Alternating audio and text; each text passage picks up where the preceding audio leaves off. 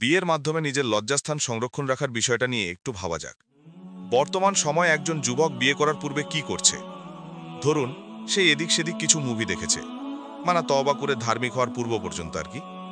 আর এসব মুভির মাধ্যমে তার মধ্যে ভালোবাসা আর বিয়ে নিয়ে কিছু ধারণা গড়ে উঠছে। প্রায়ই ভাইয়েরা আমার কাছে এসে বলে, ভাই আমার বিয়ে করা খুবই জরুরি।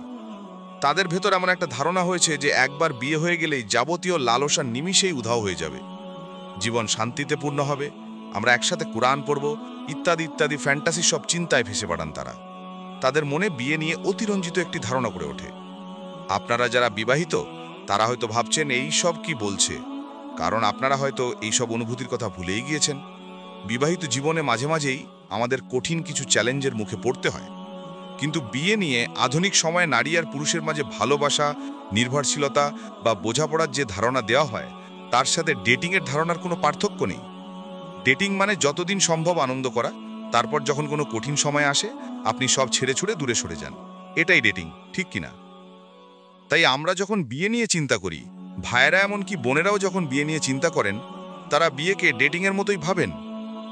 কিন্তু আপনারা নিশ্চয়ই জানেন, বিয়ে আসলে ডেটিংয়ের চেয়েও অনেক বড় কিছু। পরিবারের পেছনে টাকা পয়সা খরচ, ঘরের কাজকর্ম, আরেকজন মানুষের সাথে থাকতে শেখা, মাঝে মাঝে এগুলো খুবই কঠিন মনে হয়।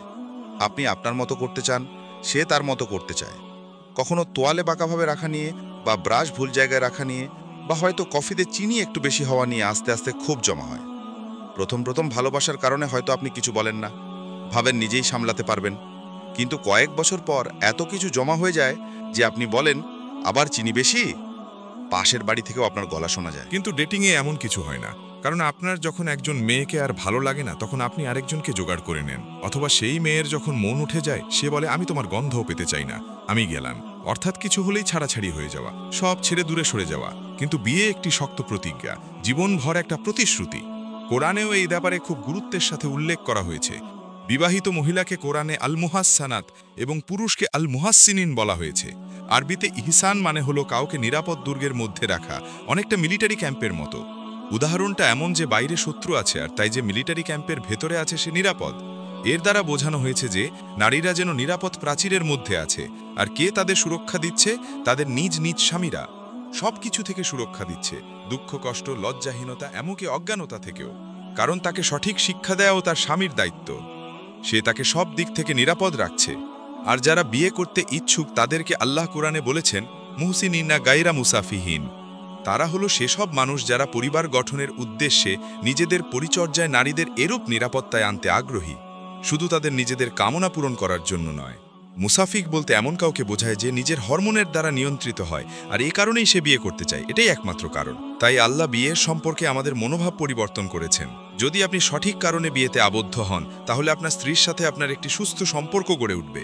আর যদি আপনি ভুল কারণে বিয়ে করেন, তাহলে অবশ্যই আপনার সংসার অশান্তির হবে, আর আপনি কখনোই সন্তুষ্ট হবেন না। ভুল কারণ কি হতে পারে? আমার হরমোনের সমস্যা আছে, তাই আমি বিয়ে করতে চাই। আর খুব সম্ভবত আপনাদের অনেকেই এটা কঠিন উপায় অনুধাবন করেছেন, কারণ আপনার নিয়তে ভুল ছিল। আপনার নিয়ত থাকতে হবে একটি পরিবার শুরু করা, আল্লাহকে খুশি করা, আর সমাজে ভালো কিছু বৃদ্ধি করা। তাই আল্লাহ প্রদত্ত দিনের অন্যান্য সব কিছুর মতো বিয়ের মূলনীতিও হলো আপনি নিজের দায়িত্ব নিয়ে চিন্তিত থাকুন, আর আপনার অধিকার আদায়ের কথা ভুলে যান। আমি জানি যে এটা খুবই রুক্ষ শোনাচ্ছে, কিন্তু আপনি যদি এটা করতে পারেন, 6 মাস চেষ্টা করে দেখুন কি সুন্দর ফলাফল আসে। নিজের অধিকার নিয়ে ভুলে যান, শুধু নিজের দায়িত্বটুকু ভালোভাবে পালন করুন। এটা ভাবুন, আমি আমার স্ত্রীর জন্য কি করতে পারি, তার জন্য আমি আরও কি করতে পারি। আমি কি তাকে কোনো উপহার কিনে দেব, কারণ আমি অনেক দিন তাকে কিছু কিনে দিইনি? তারপর সে যদি কোনো ভুল করে থাকে, তাহলে এমন ভান করুন যেন আপনি তা লক্ষ্য করেননি। দেখুন কোরআনে তা কিভাবে বলা হয়েছে, ওয়াইন তাআফু ওয়া তাসফাহু ওয়া তাগফিরু ফাইন্নাল্লাহা গফুরুর রাহিম। যদি তোমরা ক্ষমা করো, এড়িয়ে যাও এবং মার্জনা করো, তবে জেনে রেখো নিশ্চয়ই আল্লাহ তাআলা ক্ষমাশীল ও দয়ালু। তাসফাহু মানে হলো পৃষ্ঠা দিয়ে ঢেকে রাখা। আপনি যখন একটি পৃষ্ঠা ঢেকে ফেলেন, তখন নিচের পৃষ্ঠায় কি আছে দেখা যায় না, তাই না? সেভাবে আপনার স্ত্রী যদি কোনো ভুল করে, তাহলে আপনি এমন ভান করুন যে আপনি তা দেখেননি। এটাকে সরাসরি বলার দরকার নেই যে তুমি আবার এমন কেন করেছ। এভাবে আপনি তার ভুলগুলো ঢেকে রাখুন এবং পাশাপাশি আরও বেশি নিজের দায়িত্বগুলোর প্রতি যত্নবান হন, আরও বেশি ধৈর্যশীল এবং সহনশীল হন। আর সে যখন আপনাকে আঘাত দিয়ে কথা বলবে, তখন আপনি হাসি মুখে তা গ্রহণ করুন এবং জবাব দেওয়া থেকে বিরত থাকুন। নিজের দায়িত্ব পালনের ব্যাপারে সীমা ছাড়িয়ে যান। স্ত্রীর কাছ থেকে সবাই কিছু নির্দিষ্ট জিনিস চায়। সে আমার যত্ন নেবে, আমার চাহিদার ব্যাপারে খেয়াল রাখবে, আমার কিছু চাহিদা আছে, মানসিক প্রয়োজন আছে, সে আমাকে সঙ্গী দেবে, আরও বেশি ভালো ব্যবহার করবে। আমি যখন বাসায় ফিরি তখন তার হাসি মুখে থাকা উচিত, সবসময় আমার ভুল ধরা উচিত না, সবসময় আমাকে বাজারের লিস্ট আর লন্ড্রির ব্যাপারে কথা বলবে না, ভালোভাবে কথা বলবে। আপনার মাথায় সবসময় এসব চিন্তা ঘুরপাক খেতে থাকে। কিন্তু জানেন কি, একজন মুমিন কার কাছে তার চাহিদার কথা বলে? একজন মুমিন সর্বদা তার মালিকের কাছে নিজের জন্য আশা করে। কারণ আল্লাহ ছাড়া আপনি অন্য যার কাছে কিছু আশা করবেন, আপনি হতাশ হবেন। এটা আল্লাহ প্রদত্ত একটি সর্বব্যাপী পন্থা। যতক্ষণ আপনি কোনো সৃষ্ট কিছুর প্রতি আশা পোষণ করবেন, আপনি অবশ্যই হতাশ হবেন।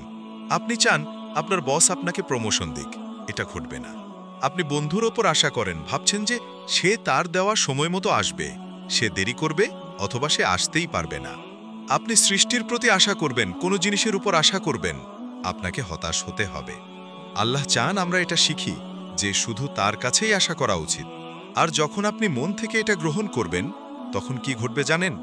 আপনার স্ত্রী যখন আপনার জন্য খুব অল্প কিছুও করবে, আপনি অনেক বেশি কৃতজ্ঞ হবেন, কারণ আপনি তার কাছ থেকে কিছু আশা করেননি। অনেক সময় এমন ঘটে, আমরা কিছু ইসলামী বয় বা কিছু হাদিসে পড়ি স্বামীর অধিকার বা স্ত্রীর অধিকার নিয়ে, আর তারপর যা ঘটে তা হলো স্বামীরা শুধু স্বামীদের অধিকার আর স্ত্রীরা শুধু স্ত্রীর অধিকার নিয়ে পড়া শুরু করে। সত্য আসলে উল্টোটা। স্বামীদের কি নিয়ে পড়া উচিত? স্ত্রীর অধিকার নিয়ে। কিন্তু সবাই নিজেকে নিয়ে মত্ত, সবাই স্বার্থপর। এমনকি ইসলামের ব্যাপারেও তারা শুধু তাই জানে যেটা তাদের কাজে লাগবে। যেমন ধরুন, পিতামাতা কুরআনের ব্যাপারে কিছু না জানলেও এতটুকু ঠিকই জানে যে কুরআনের সন্তানদের উদ্দেশ্য করে বলা হয়েছে, তোমরা মাতা পিতার প্রতি সদয় আচরণ করো।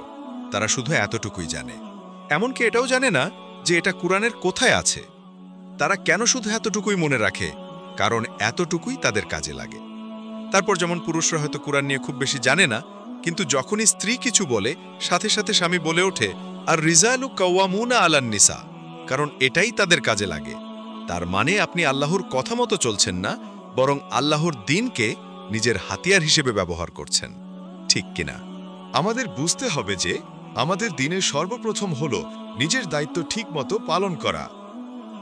তাই আমরা পড়ব আর এটা শিখব যে কিভাবে আমরা নিজেদের স্ত্রীদের জন্য আরও ভালো স্বামী হব, আর স্ত্রীরা কিভাবে আরও ভালো স্ত্রী হবে।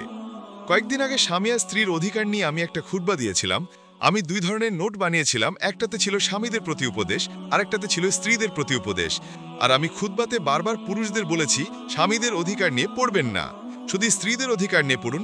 আমি আপনার জন্য নোট বানিয়েছি, আপনার স্ত্রীরটা আপনি পড়বেন না, শুধু নিজেরটা পড়ুন। কিন্তু খুতবা শেষে প্রায় 20 জন আমার কাছে ছুটে এলো, ভাই আপনি স্ত্রীদের জন্য যে নোট বানিয়েছেন আমাদের একটা কপি দিন। আমি বললাম, না, আমি আপনাদের কপি দেব না, কারণ আপনারা বাসায় গিয়ে স্ত্রীদের দেখাবেন, এই যে পয়েন্ট নম্বর 4 দেখো, দেখেছো তুমি গত 6 মাস এটা করনি।